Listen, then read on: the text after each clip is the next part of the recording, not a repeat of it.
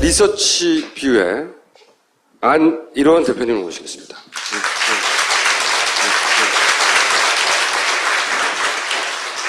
리서치 뷰는 들어보셨어요? 그 정치 컨설팅 그리고 여론조사 하는 곳입니다. 이곳에서 제가 모신 이유는 뭐냐면 그 지난 총선 평가를 이제 객관적으로 할 수 있는 시간이 이제 충분히 지났다고 생각이 드는데 각 지역에서 성적을 한번 되돌아보려고 해요. 원인이 뭐고 지금의 지형이 만들어진 이유가 뭔가. 그 중에서 먼저 호남을 알아볼까 하는데 리서치뷰에서 얼마 전에 민주당에서 그 총선 평가를 했거든요. 네. 그때 가서 발제하시고 발표하신 내용들이 있어요. 그 중에 제가 일부 자료를 받았는데 호남에서 민주당이 패배한 이유에 대해서 일단 두 가지식으로 가보죠, 그냥. 두 가지식으로. 결론을 이렇게 내셨더라고요. 뭐냐면 공천 참사, 전략 부재, 비례 파문, 정준호 씨는 광주에서 문재인 대선 불출마 선언하면서 삼보일배를 시작한 후 6시간 만에 무릎이 아파서 병원에 가신 분 있잖아요. 그분이에요. 그분 개인이 일으켰던 파장이 큽니까? 그 지역에서? 4월 4일로 기억이 되는데요. 네. 문재인 정계 은퇴, 대선 불출마 요구하면서 삼보일배를 한. 그게 파문이라고 할 정도, 민주당의 호남 패배 일정 영역을 기억할 만큼 파괴력이 있었어요? 전남, 전북은 조금 그 지역적으로 좀 거리감이 있기 때문에 좀 별도로 분석할 필요는 있습니다만은. 광주는 거의 그 선거운동 기간 중에 터졌던 악재 중에 최악의 사태였던 걸로 저희는 보고 있습니다. 자, 그리고 선대위 무기력했고 김종인 체제의 문제, 그 다음에 위관리 시스템이 부재했다. 그리고 메시지 캠페인이 전략 부재했다. 이렇게 결론을 냈어요. 이것이 호남에서 민주당이 지금의 성적을 거둔 이유다. 그런데 이제 여론조사 전문기관 대표시니까 요 결론이 실제 선거 기간 중에 어떤 식으로 지지율에 반영됐는지를 거꾸로 한번 보고 싶어서 제가 이거 결론을 먼저 내고. 네. 자, 이게 이제 호남 지역만 따로 떼서 1월부터 창당 발기인 대회부터 그 다음에 총선 이후까지의 여론조사 추이를 이렇게 보여주신 거예요. 그런데 아시다시피 녹색이 국민당이고요. 파란색이 더민주인데 여기서 크게 한번 출렁이고 그리고 이게 이제 총선 직후의 변화거든요. 여기서 말씀하신 요인이 발생한 이때가 언제입니까? 이렇게 지금 보면 국민의당이 쭉 치고 올라가다가 한번 역전이 됐어요, 그죠? 네. 크게 여기서 요 시점이 언제고 다시 재역전이 일어나는 게 어떤 이유 때문인지. 3월 25일이면 이제 그 후보 등록 마감일입니다. 네. 네, 마감일이고 4월 2일이 이제 선거운동 개시일 직후인데 3월 25일 직전에 이제 비례대표 파문, 셀프 공천 2번. 네. 네, 그리고 그 직전에 이제 정준호 전략 공천 여러 가지 악재들이 계속 누적이 됩니다. 정청래 의원 컷오프는 3월 25일 이전이죠. 2차 컷오프였으니까요. 여기. 예, 3월 10일에 1차 컷오프 그리고 3월 20일 안 돼서 아마 직전에 2차 컷오프. 요 꺾이기 직전이군요. 예. 네. 그러면서 3월 25일 후보 등록이 마감되고 선거운동이 시작되기까지의 김종인 더불어민주당의 어떤 캠페인이 굉장히 난조에 빠집니다.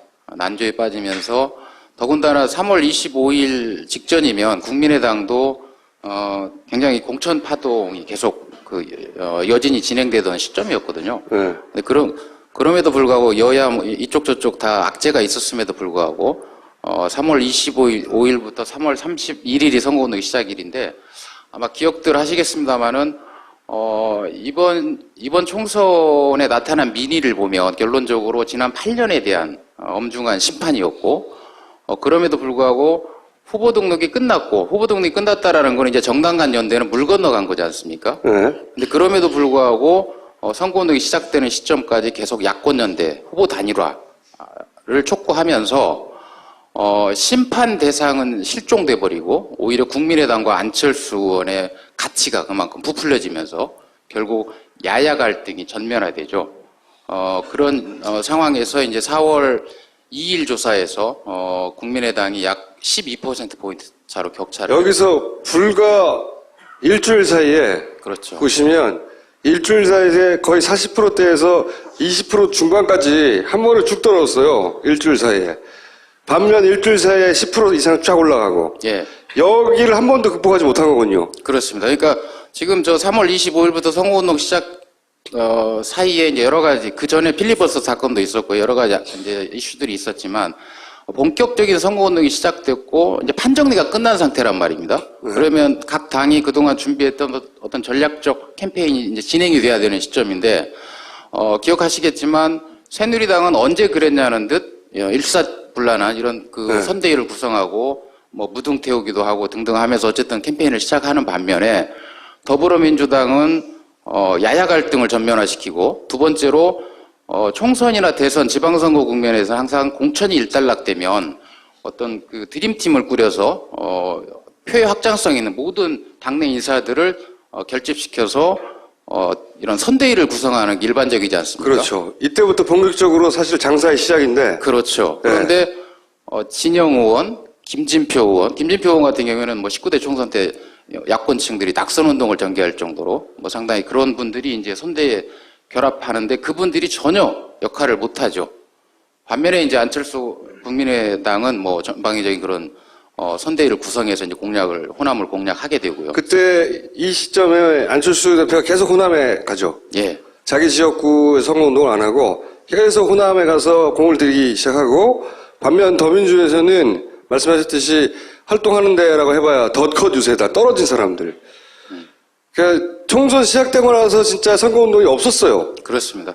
더민주에서는. 그러니까 뭐 여러 가지 이제 그 크고 작은 이슈들이 선거에 영향을 미칠 수밖에 없지만 가장 큰 요인을 꼽는다면 전략적 리더십이 전무했다. 전략적 리더십이 없었다. 그렇습니다. 그러니까 큰 그림이 있어야 되고 그리고 선거라는 게 이번 총선을 저는 개인적으로 경험을 하면서 대한민국의 역동성을 다시 한번 확인한 2002년 대선 이후에 오랜만에 정말 다시 한번 확인한 그런 계기로 저는 기억을 하게 됐는데요.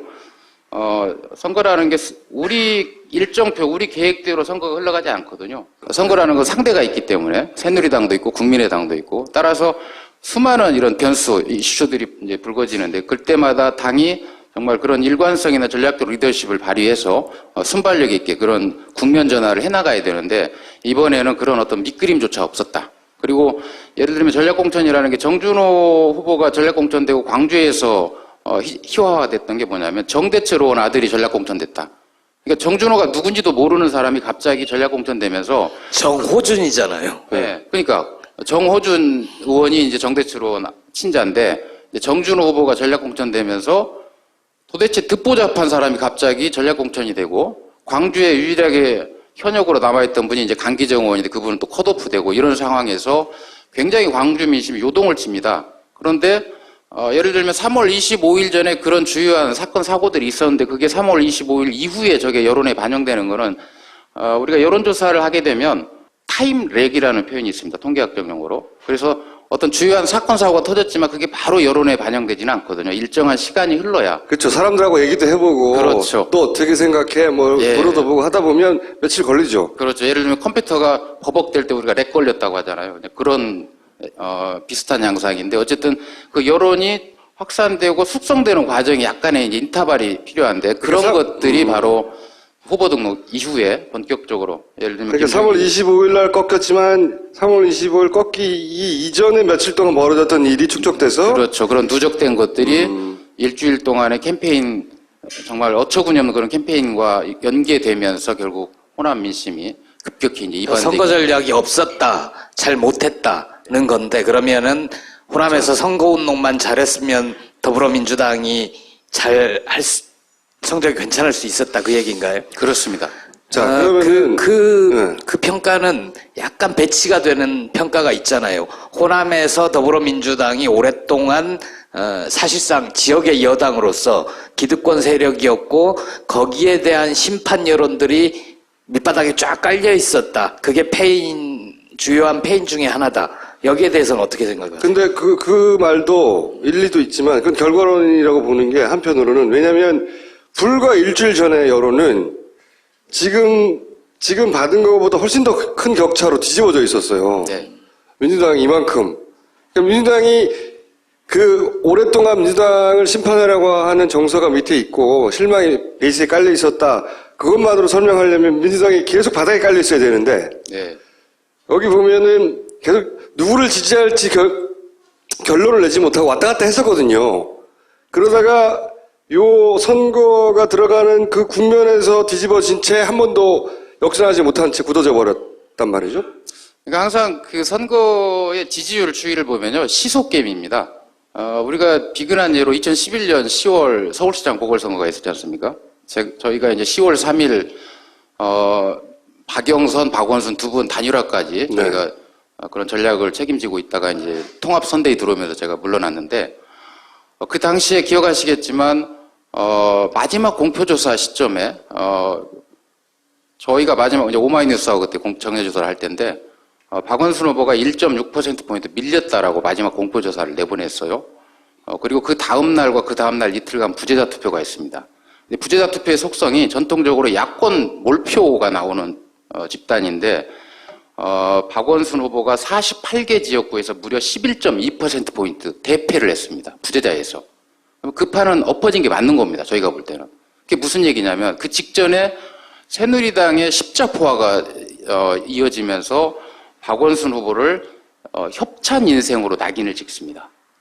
그러면서 저희가 계속 그 일간 조사를 진행할 때인데 강남도 아니고 강북이 먼저 무너집니다.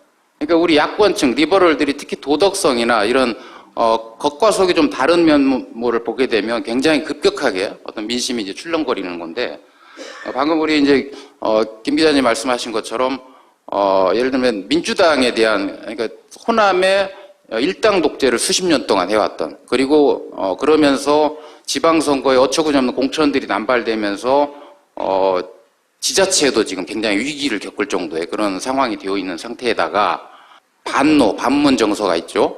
그런데 국민의당이 창당되고 대부분의 현역 의원들이 탈당할 때 이미 또는 반더민주 성향, 반노 성향은 이미 갈 사람들은 가 있는 상황인 거죠. 그리고 그런 추이들이 필리버스터가 진행되면서 더불어민주당의 존재감이 형성되면서 지지율이 급격히 회복되다가 그런 악재들이 터지고 그 이후에 어떤 전략적이지 못한 그런 캠페인이 진행되고 그 다음에 호남에 이미 반노 반문 정서가 프레임화되어 있다라는 건 삼척동자도 다 알고 있는 사실이었습니다. 근데 그것을 극복하고자 하는 어떤 당 차원의 중앙당 차원의 노력이 너무 미흡했던 거고 김종인 위원장의 어떤 독선적인 그런 캠페인들이 맞물리면서 결국 호남 민심이 등을 돌린 거다. 사실 그 팩트가 사실이 아니어도 일단 프레임화되면 뭐 상징이 되면 팩트로는 해체가 안 되는 거예요, 어차피. 근데 그런 게 존재하는데 민주당에서는 그걸 좀 대응을 제대로 못했다. 예. 그러면 그러다 보니까 당내에서도 문재인 대표가 가야 된다. 네. 가지 말아야 된다. 그 사이에 더 떨어졌어요. 오히려 계속 떨어져 하다가 그래서 두 번 방문했습니다. 그러면 여기서 궁금한 것은 문재인 전 대표의 방문의 효과가 있긴 있었는지 네. 혹은 뭐 가지 말라는 것 중 이유 중에 하나는 역풍이 분다는 거였거든요. 그것이 여론에 미친 영향은 어떻습니까? 선거라는 게 결국 우리가 설득 불가능한 대상을 상대로 해서 캠페인을 하는 거 그건 필패의 전략이잖아요. 네. 결국 우리를 전통적으로 지지하고 우리가 설득해서 다시 2번을 찍을 수 있는 사람들을 어떻게 결집을 해낼 거냐의 문제인데 그렇다면 더민주를 지지하거나 더민주를 지지할 가능성이 높은 사람들을 누가 과연 효과적으로 결집해낼 거냐의 문제인데 방금 우리 총수님 말씀하셨지만 이미 제 기억으로 4월 8일 날 아마 문재인 전 대표가 1차 방문을 한 걸로 네. 기억을 하는데요. 그 전에 이미 대부분의 매체에서 문재인은 광주를 갈 수도 가지 않을 수도 없는 판을 이미 만들어 놓은 상태였어요. 네. 네.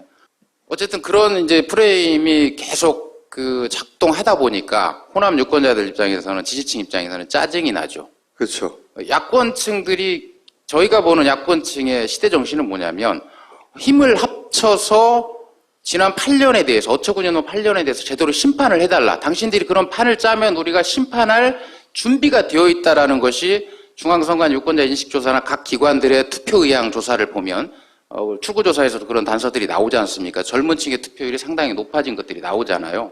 그런데 이미 반노, 반문, 반민주적 성향을 갖고 있는 분들은 이미 국민의당이 창당되면서 그쪽으로 흡수될 사람들은 이미 흡수되어 있는 상태였다라는 거죠. 그리고 실제로 그러면 김종인, 문재인 두 전 현직 대표가 과연 호남에 가서 누가 더 표를 많이 끌어왔느냐, 네. 그걸 계량하는 것은 쉽지는 않습니다만은 이제 우리가 소설을 쓰지 않고 분석할 데이터가 남아 있습니다. 그게 빅데이터라는 거거든요. 네. 뭐 지금 페이스북 이용자가 1,600만이 넘고 SNS의 영역이 있기 때문에, 그래서 저희가 4월 초에 3월 1일부터 4월 4일까지 문재인 전 대표와 김종인 대표가 더민주 후보들의 지원 유세를 갔던 지역의 SNS 버즈량, 그 후보들의 언급량을 분석을 해봤습니다. 그런데 대략 한 10대 1 정도로 문재인 후보가 더민주 후보들에게 캠페인 효과를 극대화시켜주는 걸 데이터로 확인을 한 적이 있고요. 실제로 전북 지역 4월 1일 날 김종인 대표께서 전주 갑 김윤덕 후보 지원 유세를 갔는데 김종인 전 대표가 지원 유세를 가기 전에 평균 김윤덕 후보 SNS 언급량이 21건에 불과했는데 지원 유세를 간 당일 날은 77건으로 한 3배 정도 늘었습니다. 근데 절대적으로 적죠. 반면에 문재인 전 대표가 3월 30일 날, 이때는 이제 호남 오지 마라고 하니까 계속 동부벨트, 수도권 쪽으로 움직였던 거잖아요. 경북 경주의 이상덕 후보, 별로 인지도가 높지 않은 후보잖아요. 지원 전에 평균 언급량이 39건이었는데 문 전 대표가 지원 간 당일날 언급량이 1,360건이 넘습니다. 비근한 예로 한 가지만 더 들면요. 4월 3일 날 서울 강동갑 진선미 후보 문재인 전 대표가 지원 유세를 갔는데 진선미 의원은 뭐 필리버스터도 진행했고 상당히 좀 인지도가 있는 분이잖아요. SNS상에서 상당히 좀 활동량이 있는 분인데 평균 언급량이 지원 전에는 1,600여 건이었는데 지원 당일날은 5,500건이 넘습니다. 김종인 전 대표는 4월 2일 광주 동남갑의 최진 후보, 전략공천 받은 최진 후보 지원 유세를 간 적이 있는데요. 지원 전 평균 언급량 33건, 지원 당일 언급량 65건입니다. 그러니까 SNS 데이터만 분석을 해보면 누가 과연 야권층에, 더민주 지지층에 훨씬 더 소구력이 있고 그들을 결집을 해낼 수 있는 거냐. 4월 12일 날 마지막 지원 유세를 호남 방문, 2차 방문하고 올라오면서 완주 무진장을 방문하고 올라오신 걸로 알고 있습니다. 아마 저녁 8시가 넘어서 9시 다 돼서 방문한 걸 알고 있는데 실제로 전북에서 이춘석 의원하고 안호영 후보 두 분이 당선되죠. 더민주 소속에서 1% 차이로 이겼습니다. 근데 거기는 저희가 여론조사도 계속 트래킹 조사를 했었고요. 문 대표께서 마지막 9시 직전에 아파트 단지에, 완주의 아파트 단지에 방문을 하셨는데 30, 40대 학부모들이 자녀들을 안고 뭐 수백 명이 나와서 정말 그쪽 캠프에 총괄했던 친구 얘기로 자기네는 분명히 문 전 대표 지원 유세에 덕을 봤다. 1% 이겼습니다. 완무진장에. 뭐 그런 어떤 데이터의 비교 분석을 해보면 보다 더 객관적인 그런 효과는 측정할 수 있다. 그리고 또 이렇게도 바라볼 수 있을 것 같아요. 지지율을 결집시키는 효과도 있긴 있었지만 네. 반대로 그 반문 정서를 자극해서 반문 정서 가진 분도 분명히 존재하니까 네. 그분들이 결집하게 하는 효과도 되지 않았을까요? 물론 그렇게 생각할 수 있습니다. 그렇게 생각할 수 있는데 지금 저희가 이제 4월 11일, 12일, 13일, 3일간 네. 마지막 호남 지역 예측 조사를 했었는데요. 여기가 방문한 직후예요. 그래서 여기서 리얼미터 2차 방문한. 예, 2차 방문한 날입니다. 리얼미터 곡선하고 비슷한 거죠. 막판에 올라가기 시작했으나 여기서 내려오고 그렇죠. 만나기에는 너무 멀다. 그래서 진작에 갔어야 된다. 뭐 이런 얘기를 그렇습니다. 그때는 했었었는데 똑같이 분석하세요? 진작에 갔어야 한다? 그렇죠. 그러니까 4월 4일 날 정준호 파문이 터지고요. 문재인 정계 은퇴 촉구하는. 그리고 4월 8일 날 1차 광주 방문을 하지 않습니까? 그리고 이제 4월 11일, 12일 이틀간 이제 마지막 그 방문을 하게 되는데 저희가 4월 4일 정준호 파문이 터지고 4월 6일 날 저게 이제 마지막 공표 조사입니다. 7일부터 조사 결과는 공표가 금지되기 때문에 마지막 공표 조사를 발표했는데 41대 28이지 않습니까? 저 조사에 차기 대권주자 지지율 조사를 저희가 해서 발표를 했고 아마 뭐 보신 분도 있겠지만 여기 대권주자 주실 여기 있습니다. 그렇습니다. 저 조사에서 20대, 30대가 50% 내외의 문재인 지지 의향을 밝힙니다. 그러니까 저희가 그 데이터를 분석하면서 정준호 파문이 터지고 문재인 대표가 궁지에 몰릴 대로 몰린 상태였거든요. 그리고 8일 날 이제 광주 방문을 하게 되는데 저희는 그 전국조사 테이블을 분석하면서 20, 30대가 문재인 병장 구하기에 본격적으로 나섰다라고 저희는 해석을 했습니다. 그게 전국에서 그렇다는 거죠? 네, 전국에서 그러니까 그렇죠. 호남에서 그때도 총선 직후 그런 얘기 했었는데 호남에서 곤욕을 치르는 것이 타 지역에서 문재인 지지자를 결집시키는 효과가 있었다. 수도권에서. 그렇죠. 그게 수치로도 나옵니까? 그렇습니다. 같은 기간 동안 보시면 이건 또 거꾸로요. 그 안철수 대표가 3월 25일부터 4월 20일 사이에 이렇게 뚝 떨어집니다. 그죠? 네. 그러다가 4월 2일 이후 쭉 올라가죠. 그래서 선거일에 이르러서는 호남 지역에서 대권 지지율 1위예요. 안철수 대표가. 그리고 문재인 대표는 쭉 올라가서 이 컷오프, 셀프 공천 아직 반영되기 전이죠. 최고치를 치다가 요 선거운동 개시일 직후부터 쭉 떨어집니다, 다시.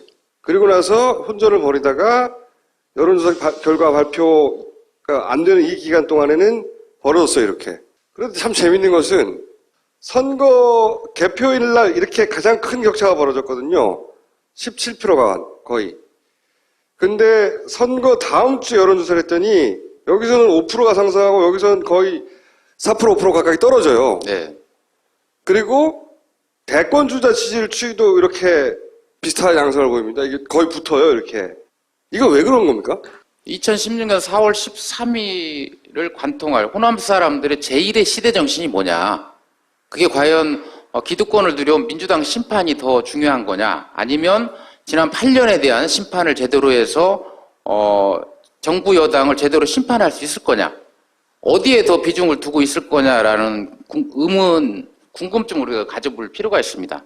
그리고 호남만 따로 떼어놓고 호남의 선거 결과만을 따로 떼어놓고 호남의 더민주 참패 요인을 분석하는 것은 명백한 한계가 있다라는 거죠. 왜냐하면 호남 사람들은 역대 선거에서 매우 전략적인 투표 행태를 보여왔기 때문에 그리고 2012년 대선 이전에 경선 국면에서도 매우 심각한 친노 패권 관련한 이런 프레임이 작동을 했지만 그럼에도 불구하고 90% 내외의 압도적 지지를 보내는 곳이 호남이거든요.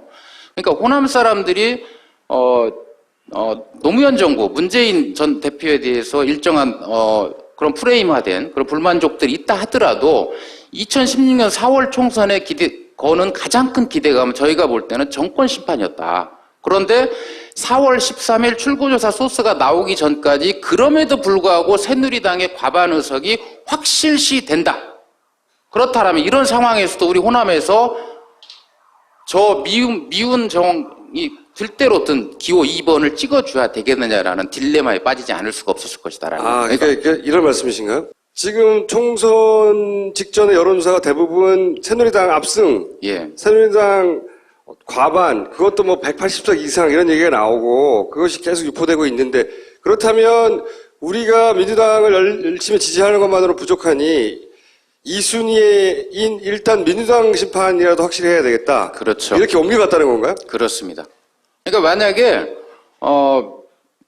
선거일 직전 당이 위기관리를 잘 해서 무슨 소리냐, 새누리 과반은 절대 없다, 이 엄중한 상황에 그런 어떤 캠페인 전략 또 그걸 뒷받침할 만한 그런 어떤 소스들을 언론에 집중적으로 전략적으로 언론 플레이를 해서 그런 기정사실화를 일정 부분 흐트러뜨려 놓을 수 있다라면 호남이 이렇게 세석을 제외한 나머지 전 지역이 무너지지는 않았을 것이다라는 거죠. 그리고 그 개표 결과를 보고 나서는 왜 오히려 자신들이 지지했던 국민의당의 지지율이 아무것도 안 했는데 떨어진 겁니까? 그리고 아무것도 안 했는데 민주당은 왜 올라간 거죠?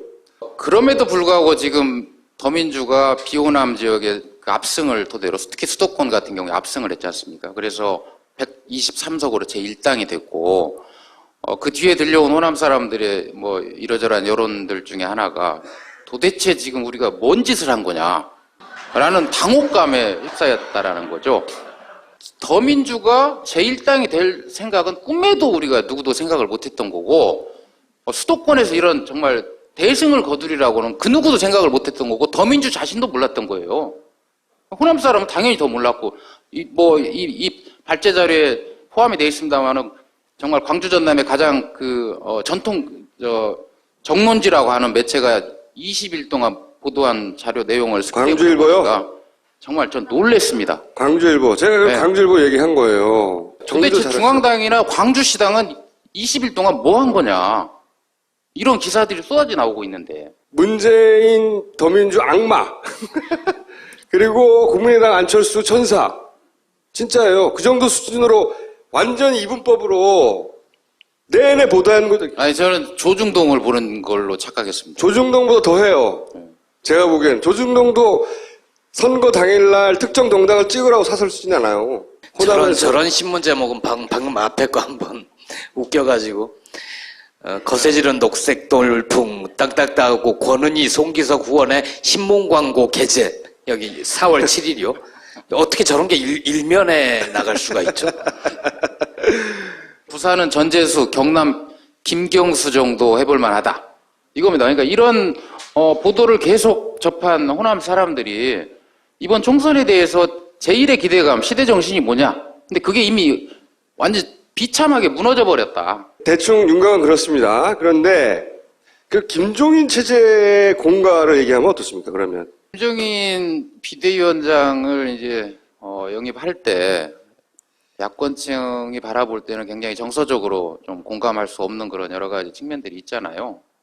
그럼에도 불구하고 지난 10수년 동안 야권이 분열, 갈등, 집안 싸움으로 날을 샜단 말입니다. 그리고 작년 한 해 동안도 28 전대가 끝나고 나서 430 재보선 참패하고, 그리고 작년 말까지 계속 문재인 퇴진, 그다음에 추석 직전에 문 대표가 이제 재신임을 들고 나왔는데 뭐 재신임도 필요 없다 물러나라 등등 이렇게 진행되다가 안철수 의원이 12월에 탈당하고 줄줄이 이제 이어서 탈당을 하지 않습니까? 그리고 이제 그럼에도 불구하고 당내에서 문재인으로는 이번 총선 필패다 이런 정서들이 있다 보니까 이제 김종인 위원장을 삼고처리해서 모셔온 것 같은데, 어쨌든 당내 안팎에서는 기대 반 우려 반이 있었단 말입니다. 오죽하면 김종인이라는 사람을 모셔와서 비대위원장을 맡길까? 당의 심장부를 맡긴 거잖아요. 사령탑을 맡긴 거고. 근데 저분이 과연 이번 총선을 잘 진두지해 나갈 수 있을까라는 그런 우려도 상당히 많이 있었단 말이죠. 그리고 뭐 여러 가지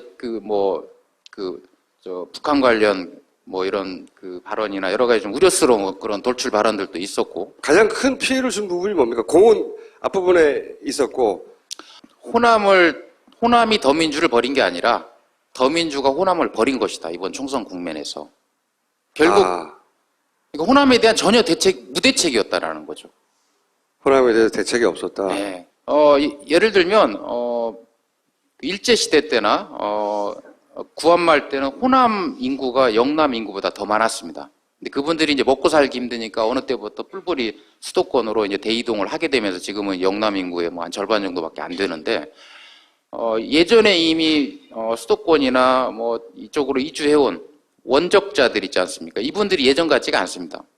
근데 어쨌든 호남의 민심이 쌍방향으로 수도권에 와 있는 호남 원적층들과 쌍방향으로 이런 그 교감을 하고 어떤 전략적인 투표 행태를 보이는데 호남 본토가 무너져 버린 거예요. 네, 그러니까 무대책이었던 거죠. 전략공천이라는 것도 정말 전략적으로 판단해서 전략공천을 해야 되는 건데 이번 전략공천은 말 그대로 전략이라고 할 수 없는, 그러니까 결국 김종인 위원장이 나름 최선을 다 하셨겠지만 그분의 마인드가 워낙 그 본인의 어떤 고집스러운 자기 어떤 확고한 신념 이런 것들이 이번 한 두세 달간의 어떤 그 총선 국면에서 지혜롭게 그게 현 민심과 잘 연동해서 갈 수 있는 한계가 좀 있었지 않나 라는 생각이 그 마지막 질문인데요. 국민의당이 밑바닥에서 계속 끌고 가고, 그리고 광주일보도 계속 유포하고, 종편에서 계속 유포한 게 이제 호남 홀대론이란 말이죠. 그래서 박지원 대표가 내내 그 얘기를 했어요. 원내대표가. 내내 호남이 홀대받는다. 뭐, 그러면서 반문정서, 기본적으로 이렇게 문재인으로는 안 된다. 호남은 홀대받고 있다. 이 프레임을 끊임없이 얘기했단 말이죠. 그걸 이제 종편이 재생산하고, 그리고 이번 선거 내내 사실 그 프레임 안에서 국민의당이 움직였는데, 여기에 대해서 전혀 대응을 못했단 말이죠. 예, 예. 이제 문재인 대표 쪽에서도 대단히 안일했어요. 앞으로 어떻게 해야 되는 겁니까?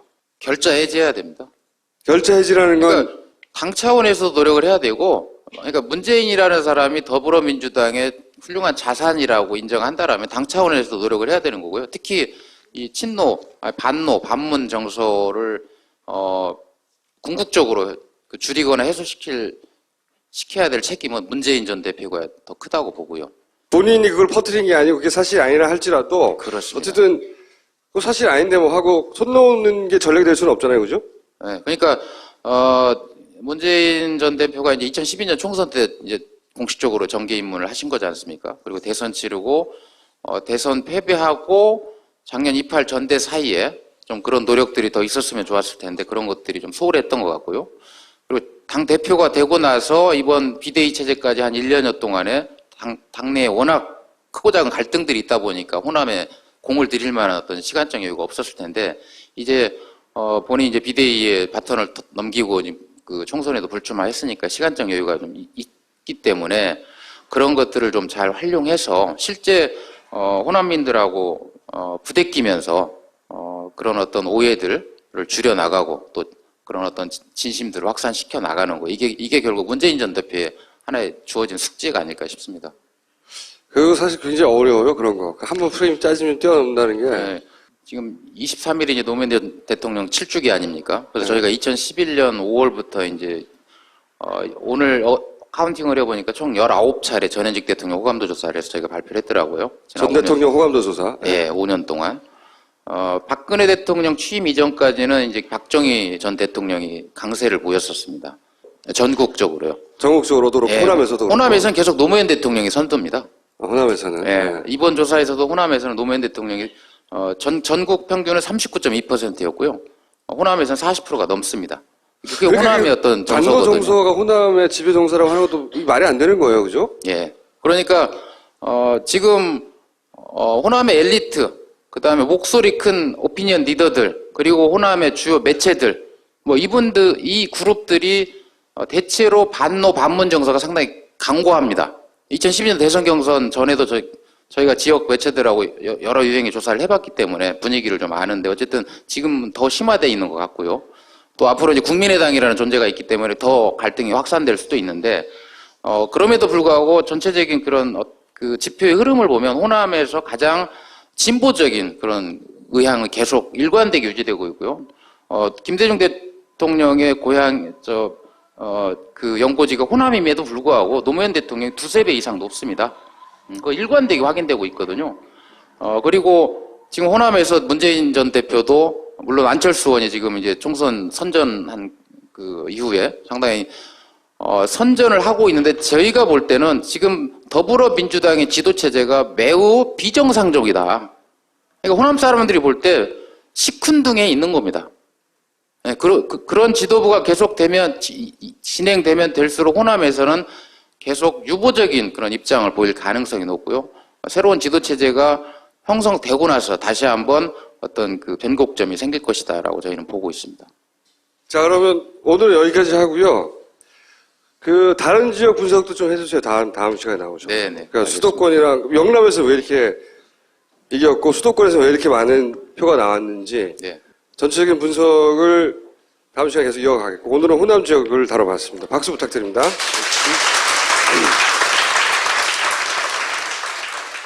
짠다고 다 즙이 아닙니다.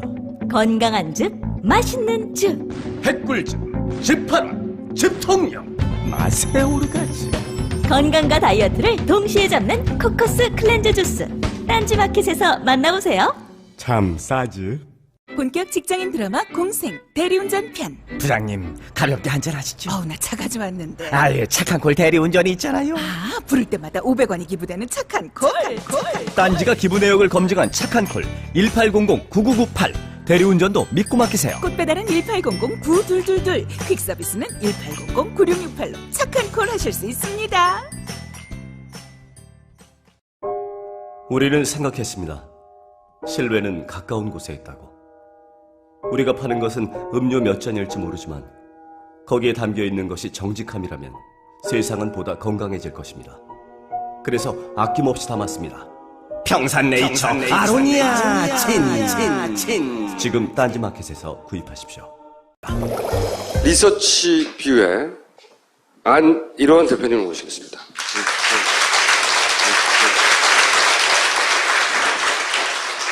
리서치 뷰는 들어보셨어요? 그 정치 컨설팅 그리고 여론조사 하는 곳입니다. 이곳에서 제가 모신 이유는 뭐냐면 그 지난 총선 평가를 이제 객관적으로 할 수 있는 시간이 이제 충분히 지났다고 생각이 드는데 각 지역에서 성적을 한번 되돌아보려고 해요. 원인이 뭐고 지금의 지형이 만들어진 이유가 뭔가. 그 중에서 먼저 호남을 알아볼까 하는데 리서치뷰에서 얼마 전에 민주당에서 그 총선 평가를 했거든요. 네. 그때 가서 발제하시고 발표하신 내용들이 있어요. 그 중에 제가 일부 자료를 받았는데 호남 3월 2일이 이제 선거운동 개시일 직후인데 3월 25일 직전에 이제 비례대표 파문, 셀프 공천, 2번, 네, 그리고 그 직전에 이제 정준호 전략 공천, 뭐 여러 가지 악재들이 계속 누적이 됩니다. 정청래 의원 컷오프는 3월 25일 이전이죠. 2차 컷오프였으니까요. 아 여기 예, 3월 네. 10일에 1차 컷오프, 그리고 3월 뭐 20일 안 돼서 아마 직전에 2차 컷오프. 요 꺾이기 직전이군요. 예. 네. 그러면서 3월 25일 후보 등록이 마감되고 선거운동이 시작되기까지의 김종인 더불어민주당의 어떤 캠페인이 굉장히 난조에 빠집니다. 난조에 빠지면서 더군다나 3월 25일 직전이면 국민의당도 굉장히 공천 파동이 계속 하면서 민주당이 패배한 이유에 대해서 일단 두 가지식으로 가보죠, 그냥. 두 가지식으로. 결론을 이렇게 내셨더라고요. 뭐냐면 공천 참사, 전략 부재, 비례 파문, 정준호 씨는 광주에서 문재인 대선 불출마 선언하면서 삼보 일배를 시작한 후 6시간 만에 무릎이 아파서 병원에 가신 분 있잖아요. 그분이에요. 아, 그분 개인이 일으켰던 파장이 큽니까? 그 지역에서? 4월 4일로 기억이 되는데요. 네. 문재인 정계 은퇴, 뭐 대선 네. 불출마 요구하면서 삼보일배를 한. 그게 파문이라고 할 정도, 민주당의 호남 패배 일정 용역을 길게 이제 호남 지역만 따로 떼서 1월부터 창당 발기인 대회부터 그 다음에 총선 이후까지의 여론조사 추이를 이렇게 보여주신 거예요. 근데 아시다시피 녹색이 국민당이고요. 파란색이 더민주인데 여기서 크게 한번 출렁이고 그리고 이게 이제 총선 직후의 변화거든요. 여기서 말씀하신 요인이 발생한 그러니까 이때가 언제입니까? 이렇게 지금 보면 국민의당이 쭉 치고 올라가다가 한번 역전이 됐어요, 그죠? 네. 크게 여기서 요 시점이 언제고 다시 재역전이 일어나는 게 어떤 이유 때문인지. 3월 25일이면 이제 그 후보 등록 마감일입니다. 네. 네, 마감일이고 4월 기억할 만큼 파괴력이 있었어요? 전남 전북은 조금 그 지역적으로 좀 거리감이 있기 때문에 좀 별도로 분석할 필요는 있습니다만은 광주는 거의 뭐 그 선거운동 기간 중에 터졌던 악재 중에 최악의 뭐 사태였던 걸로 저희는 보고 있습니다. 자, 그리고 선대위 무기력했고 김정인 체제의 문제, 그 다음에 위기관리 시스템이 부재했다.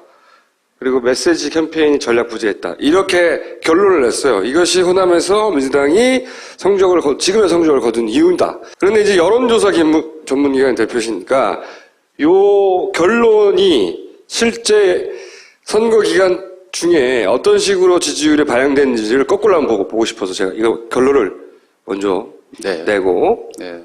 자,